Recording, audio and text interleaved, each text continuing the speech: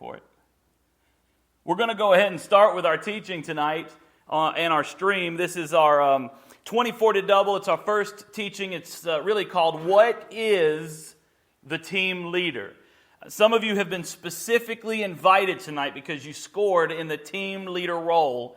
And some of you are here because you're good stewards of God's time and you want to learn more about what it is your leader is supposed to be doing.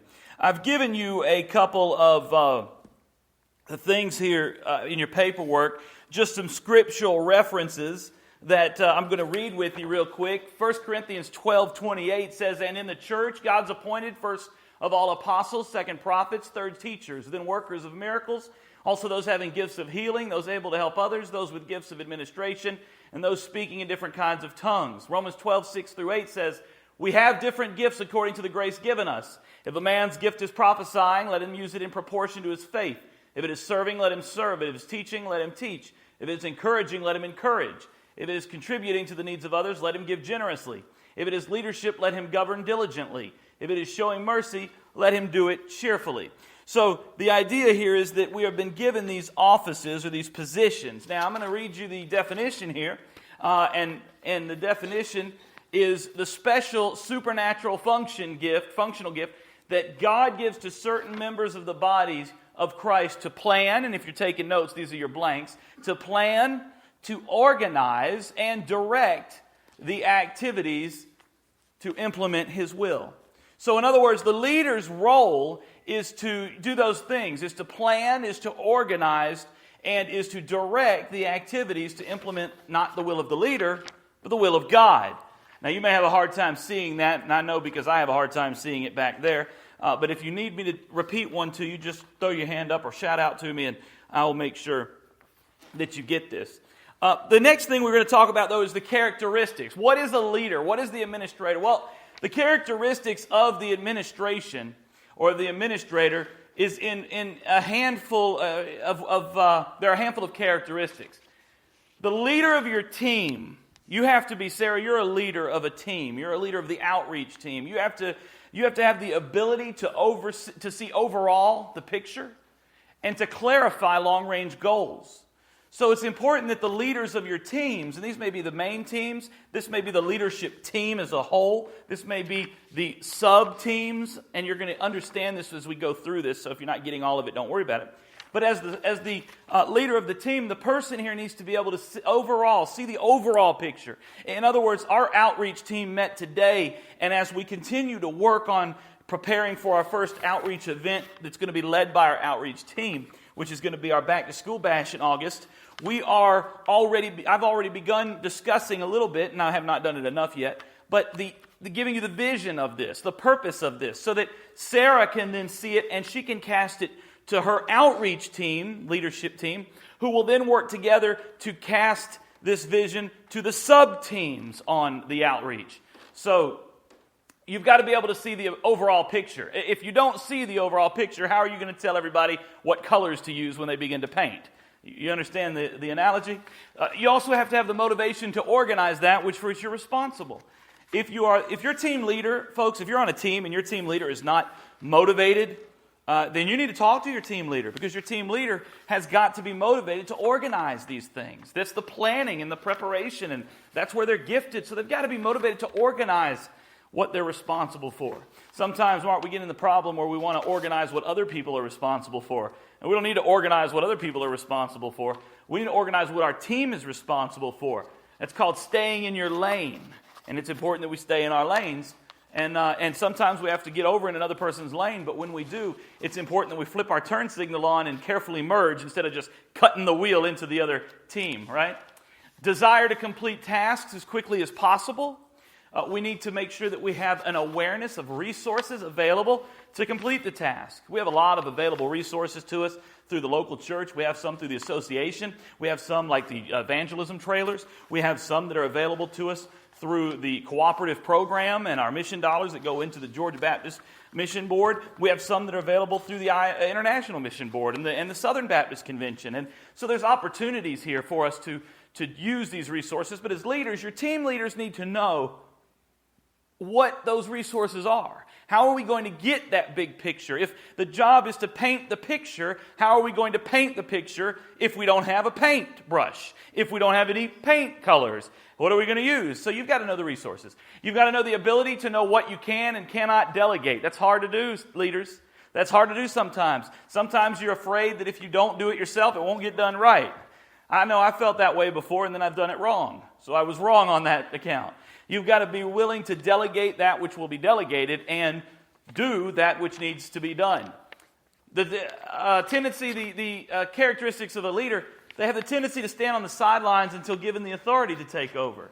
Sometimes leaders on a team will wait if there's somebody above them. Leaders tend to want to get out there and want to act, and some of them will, but sometimes leaders are so afraid, especially humble leaders, are so afraid of stepping on someone's toes that they'll just sit back and not do anything. And you got to say, come on, we need you to lead. In other words, you don't need to take everything to the pastor. You're a leader of a team. Get your team together. Come up with your idea. Put it together. If it fits the vision of the church, then you don't have to get everything approved by the pastor, because guess what? I already approve. Right? If it fits the vision God's given me. And of course, you are going to get that, hopefully, vision too. Sometimes they have a tendency to assume responsibility if no structural leadership exists. You know how sometimes you'll have a situation where you don't have a leadership group structure, you just have some people together, and you can tell pretty quickly who emerges as the leader. You just put 3 or 4 people in a problem-solving circle and tell them, solve it, and somebody's going to eventually say, well, why don't we do this? Why don't we do that? They can't stand to watch everybody just kind of flounder around. So even though they may be humble and sit back at times, they're also at times trying to get the leadership structure or to structure a leadership team if one doesn't exist. I'm going to move a little quicker here. Willingness to endure reactions from workers in order to accomplish the ultimate tasks. Fulfillment in seeing others coming together. They enjoy that. They enjoy seeing the team work together. As a leader, I know from experience as a leader, one of the biggest, I'm going to tell you something. One of the things that brings me the most joy as the pastor of the church is when all the people together are working to get things done. Coming up in the newsletter, you're going to see Brother Mark has taken on an awesome role with us. He is doing some writing for us, and he's going to be doing a feature in the newsletter, a couple features. One is called Mark's Moment. Is that what you're calling it? And that's going to be where that's the one where you highlight a specific person in the church that month. Isn't that right? Is that what that is? I think so. That's Mission Moments? Mission Moments with Mark. That's what it's called. And so Mark started with me. I was so humbled. So and one of the questions he said is what's your ultimate goal? You know, what do you want to see happening? Well, I didn't answer it quite like this, but I did give him an answer that ties into this. I want to see everybody doing everything that God has given them the gift and ability to do. That's just great. One of the blessings I had when I first got here and we did the backpack bash, I came walking behind the building down there, around the corner of out the handicap entrance and around the corner of the social hall, fellowship hall. As I came around the corner, I saw 200 bodies out there spread out through the field, painting faces, giving away cakes, witnessing, playing the fish game, walking around, shopping at the free yard sale. I mean, and it was everybody, all these people in our church. We took this big picture of like 50 people. You know, I think that was just about 80% of the church at the time. And we put 50 people at the end and took this big picture. And I still have that picture on my computer. And for the longest time, it was on my Facebook and it was on my desktop in the office for the longest time, because I was so proud of, not in a prideful way, but so happy and excited to see what God had done through people. So for me as a leader, I get that because I have a willingness or fulfillment rather, to see others come together. A leader is going to enjoy the tasks that are completed and desire to move on to a new challenge. You may get frustrated with your leader of your team because they're going to be like, yes, we got it done. Now let's go on to the next task. And you're over here going, can we celebrate just a little bit that we got this done? You know, people come up, I'll say, yes, we got somebody baptized. What are you doing, Chester? Well, I'm thinking of who's going to be next. You know, instead of celebrating too early now, I want to go too much now, I want to go see who the next person is. They enjoy a willingness to be accountable to the whole body, seeking to execute the guidelines or execute it by the guidelines. So they want to be accountable. Your leaders want your feedback. They want your help. Now, some of the potential weaknesses that you better be prepared for, because you have to support your leaders on your teams. And you know, this is great because this is me. So one of the potential, I'm talking about my potential weaknesses now. They involve delegating responsibility, may appear as laziness. I'm always worried about that. I'm always worried that when I don't want to delegate, I didn't want to delegate, I didn't like to delegate, and people kept saying, you got to learn to delegate. You know what I got scared of? I got scared that as I started delegating, people were going to say, well, if we're doing everything, what's the pastor doing? And I was like, people are going to think I'm being lazy because I'm delegating all these responsibilities. And so that's what your leader is going to struggle with. It's actually very smart leadership, but it's hard for your leader to see it that way. They're going to have to have a willingness, or they're going to have a willingness to endure reaction. They may appear as callous. In other words, when somebody comes up to me and they go, oh no, Chester, that was wrong, I may come off as callous. I may come off as not caring, really, because I'm having to endure that. I'm having to endure the frustrations. And so, but it's not that I'm being callous intentionally. Make sure, I know you're writing these down, make sure you're listening too, though. Sometimes we can get so caught up with the writing down these answers that we miss the whole big picture. So don't miss the picture. Write, but don't miss the picture.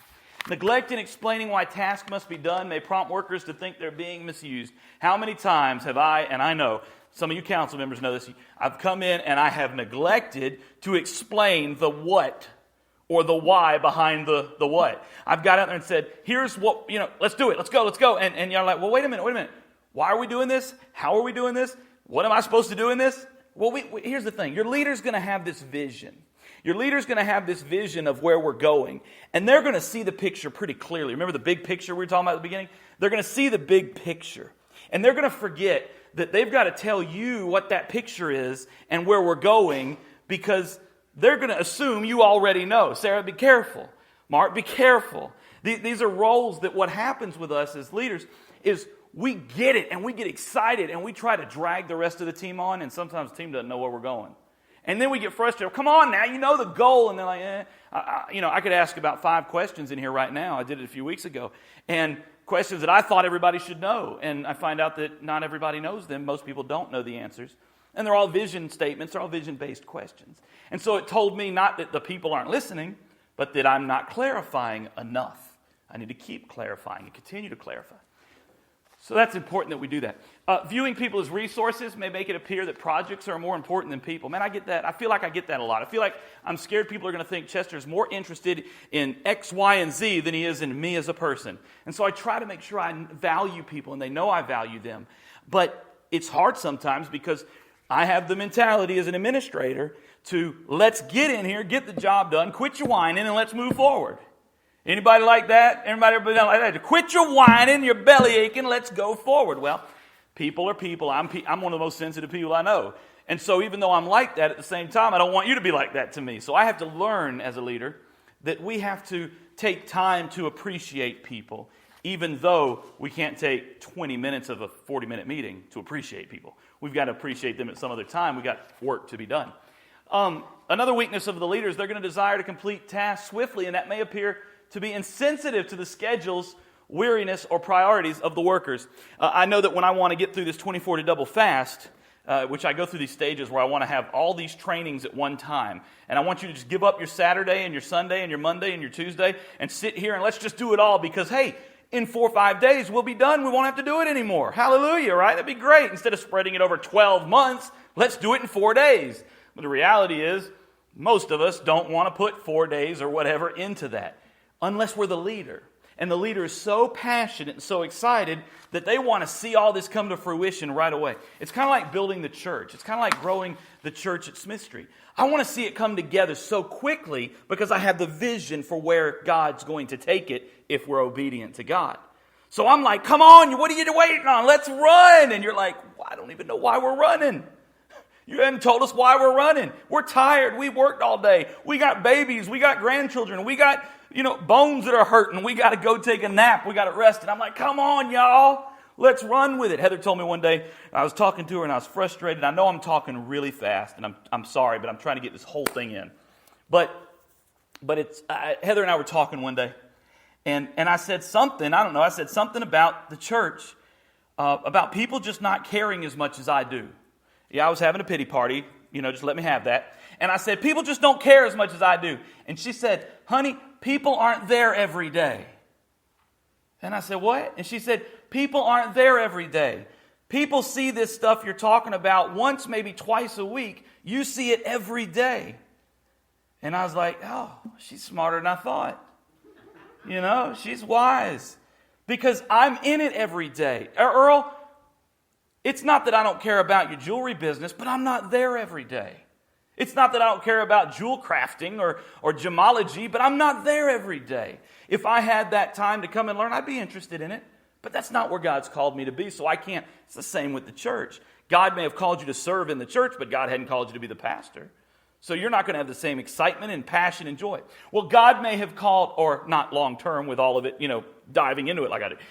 God has called you to be the outreach leader, but guess what? He didn't call everybody else on your team to be the outreach leader. So you should be the most excited about outreach on your team. But you're not going to get the same excitement. You know what Carolina's going to be the most excited about? Praying for the team. So that's going to be her passion. Roseanne's going to be the most excited about teaching and training and recruiting for the team. At least I hope you are. And because that's going to be big. Well, that's all right. Carolina's going to pray for you. So, you got to remember that these leadership roles that we have sometimes are going to make us look at each other and go, man, why are you such a crazy person over this stuff? Well, it's because I'm gifted to be the leader. When we get into some of these other things, we talk about prayer, we talk about recruitment, we talk about teaching as the weeks go on, encouragement, those things, you're going to find out that sometimes, like with encouragement, that person's only job and only passion is to help people who feel bad. In other words, their job is to come behind people like me and make it better. Because I'm the guy who's going to come out and say, I know you're tired, but we're all tired, sister. Right? And then that person's going to come up behind me and say, remember, come here. He's a leader. He's just a mean old leader, but it's going to be all right. And you're going to go, yeah, I feel better now. Thank you. That's the encourager's job. And it's not to say that all of us leaders get to yell at people and be mean. No, we don't get to do that. But when you come up to me, what's the rule about coming to me before I preach? Don't, right? Don't come to me before I preach with your problems. Come to me afterwards and we'll spend days dealing with them. But don't come to me right before I preach with your problems. Well, you know what? I got news for you. That ain't just preaching. There's a spiritual aspect to that. That's not just preaching. Don't come before I teach. Don't come before I lead a meeting. Don't come before I have to do a project.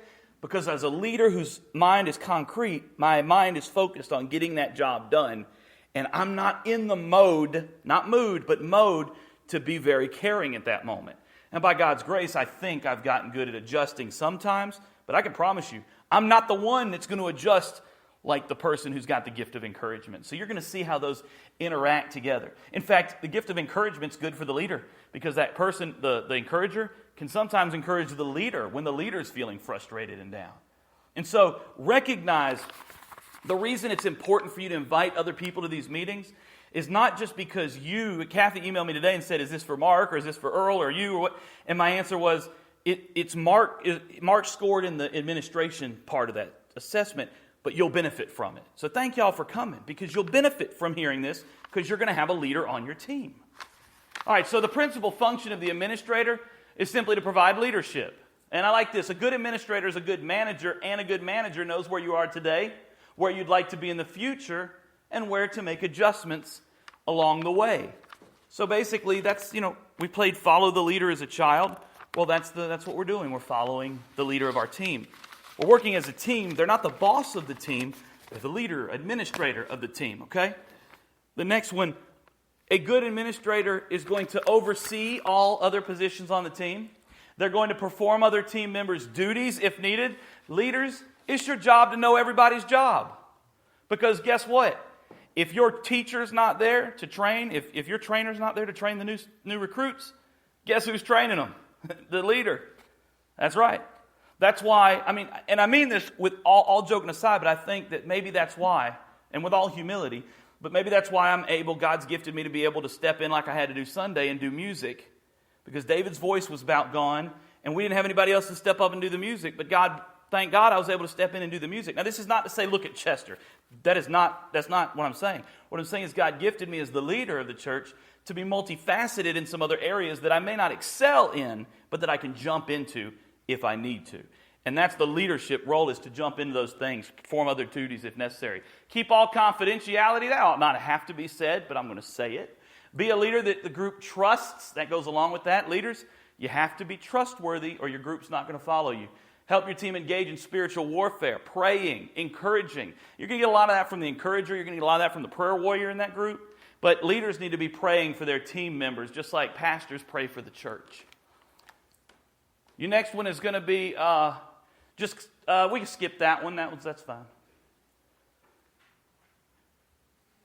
Leaders, you need to give your trainers 24-hour notice if you're not going to be there. That's just respectful. We need to just be respectful and say, hey, I'm not going to be there, so here's 24 hours notice, if possible, because your trainer is going to have to step up and be familiar with your job. See, a minute ago I said that Sarah was going to have to do Roseanne's job. Guess what, Roseanne? If Sarah's sick, you got to do her job. You got to rise up and be the leader of that group. You got to run that meeting. So you're going to be there to help her if she's not there. The next part is make sure the trainer is familiar with your job description. This is just kind of obvious stuff. Job description, which we're going through right now, which you can have access to these if you need them. That's why you're taking notes now, because you're going to kind of deal with the understanding of that. But in the actual teams, the whole team, the trainers need to know what the job descriptions of the mastermind or the leader is.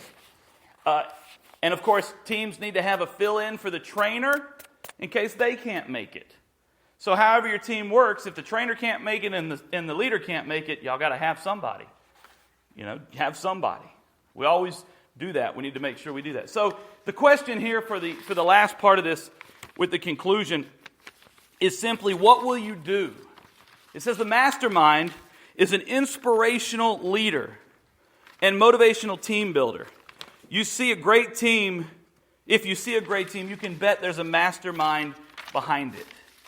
So that's kind of the introduction. Now, I want to say, so that everyone understands, that this is a very basic introduction to the role of administrator. The outreach team, we met today, and the outreach team's role was to come up with, they didn't do this today, they understood this today, is to come up with the sub-teams that are going to be a part of their team. So they're going to have sub-teams, and some of those sub-teams will have sub-teams. And that's not for us to worry about or get all bogged down in. That's for them to worry about and get bogged down in. But outreach is going to be, as the team develops, that leadership team is going to be guiding and leading the outreach ministries. So that might be a big event, like a backpack bash or a back-to-school bash. That might be a smaller event, eventually baptism and baby dedication. The ordinances that we have, not the Lord's Supper, but the service, baptism, the baby dedication, those would fall under outreach. Now, they would kind of team up, so Faye might help the outreach team by getting things together. And by the way, did Faye not do a beautiful job a couple of weeks ago on the baby dedication table? I forgot to say it that day. And you could tell her I said it tonight and she wasn't here to hear it. Oh, is she listening on the app? Okay, all right, Faye. Faye, good job. Let's give Faye a round of applause. That was a beautiful job. Faye had to have surgery, so we'll give her. She's laid up with a Mai Tai, and right? Is that what she's? No, and she learned that from Merlene, didn't she? So what we want to do is recognize that the teams are going to work together to make these things happen, and everything outreach will fall in everything that we use to reach people out in the community will be for the outreach team. And you might say, well, how can a baby dedication be an outreach event? Well, we're trying to bring people into the church. What a great way to do it. We had a lot of people here for the baby dedication. So we bring people in on the baby dedication. And we say, hey, come on in and be a part of this. And the outreach team says, we're going to have people there, so you better share Jesus with them. And then I get to do my job. I get to share Jesus with them. And maybe you do in your Sunday school classes, or maybe walking to the fellowship meal or something like that. First impressions team, so that you understand, is another team. The wow team, the tech team, the shock and awe team. Eventually, Lord willing, way down the road, because I don't see this happening right now, but down the road when I do series, like a series on Ephesians, I know we've been in Ephesians for a while, praise God, but when we do a series on Ephesians, well, I'd like to have, if I know I'm going to be in a series for 12 weeks or 18 weeks or for a long time, I'd like to have some nice 6-foot-tall banners up here that say Ephesians, and maybe kind of decorate up here a little bit with the idea of where we're going, and that's something that the shock and awe, or shock and awe team is going to do to help make the tech team work and to help make the stage look presentable, and maybe even help with stuff like Miss Faye, so she's not having to do everything when it comes to decorating the table. You have your roles, and that's what we're going to do the next 6 Wednesday nights, is we're going to talk about every one of these roles on a team so you understand what your role is. And then we're going to have teams, and those teams are going to be in charge of those areas of the church ministry working together to make it happen. And so if we fulfill the vision here over the next 12 months, we're going to see people in the church using their gifts and talents to serve God based upon their gifts, their talents, and their passions. Now, the very last group that we'll discuss, so I hope you know if you're in this group, you can be patient.